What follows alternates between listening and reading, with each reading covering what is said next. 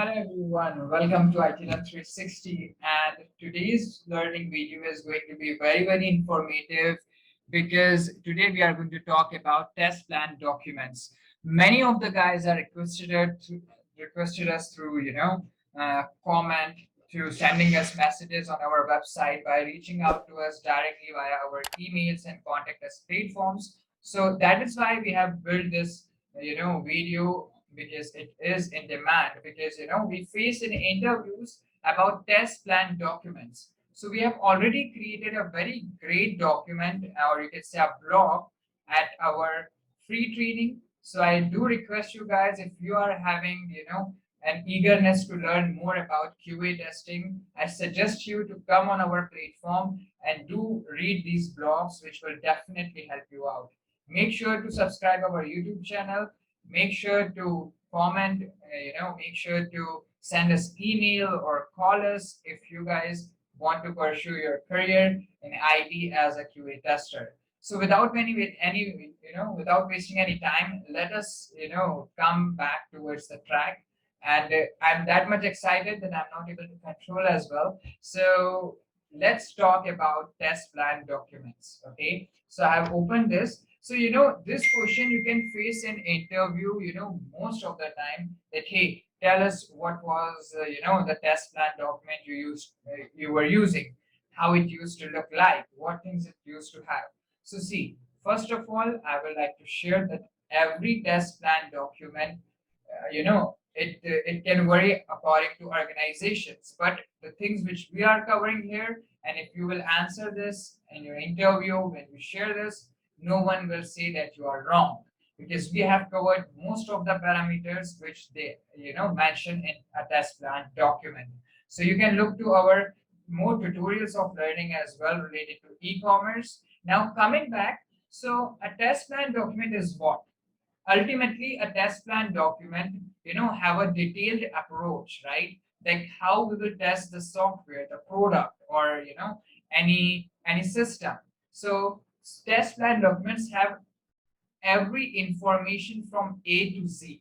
Okay, so the first, it starts with a cover page. Now this cover page have information related to the project on which we are working, about the date, what's the name, all those things. Next is history log, revision history. Now this thing is something you can take as that if we have any in reference documents with it, okay, any similar documents which we are using, or we used in past, so the dates when we used it, so and we can add those things out, so it will help us for this current project. Okay, then we talk about a reference. So whatever the reference we are going to use, and which we used for building a test plan documents, either it's link, either it's questions, either it's suggestions, all can come under the references. Introduction is something where it briefly explains that what we are going to test and why we are testing. Next talks about scope of testing. Now this is a really interesting parameter. Scope of testing is something which will give you majorly the information that what testings we will do, okay, in a particular software, what functional testing, what non-functional testing, all those things we will cover in that. If you guys want us to make a video on a difference between functional and non-functional, do let us know in the comment. Now, moving towards test strategy and approach. Test strategy and approach is, mostly talk about that what approach we are going to use in this testing. Okay, for example, if what modules we will cover with manual, what with automation, all that we can add in the strategies. So whatever the strategies we plan, our test manager plan, it comes here. Then environment. Environment talks about that what environment system we are going to test. Is it an OS based? Is it a Chrome based as well? Is it Windows based? Is it a mobile application? All that environment we have to make sure. Schedule.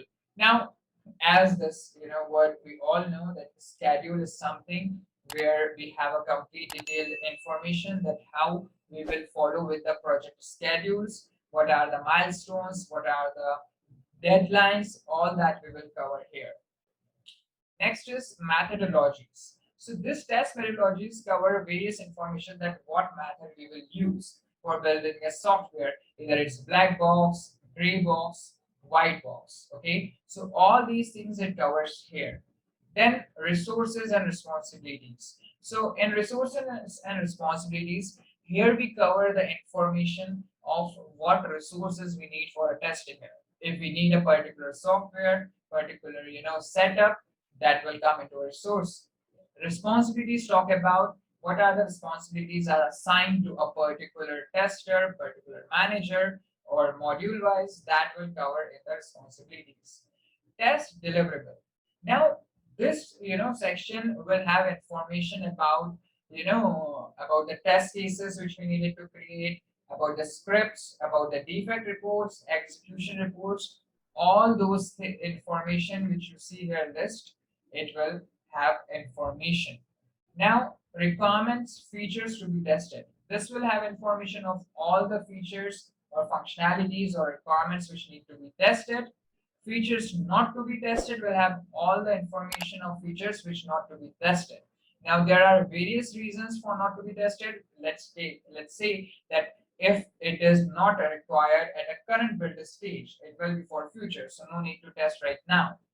Assumptions. So all the assumptions can listed out here during the testing. If any scenarios can pop up, if any assumption we need to do for a particular scenario from development based testings and all that added here. Exit criteria. Now this section comes whenever if a software or any feature of a software or product have any serious bugs or defects, so our test manager definitely guide us and tell us that hey, we should stop the testing until unless these things should get resolved. So where we follow the exit criteria. Resumption criteria, so it talks about once those things will be fixed, then what are the areas where we resumed our testing.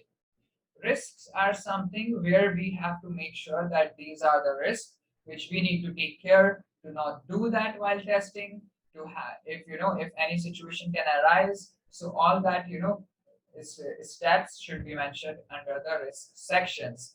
Really, risk can also have information about deadline as well. Okay, so this is all about the test plan document. Now test plan document can have more information as well and can have less information as well. So I will suggest you guys do not need to go here and there or jump here and there. Just follow one thing, just follow this video, just understand this document, and I'm telling you, if you will share this in an interview, in any discussion, no one will call you that you're wrong.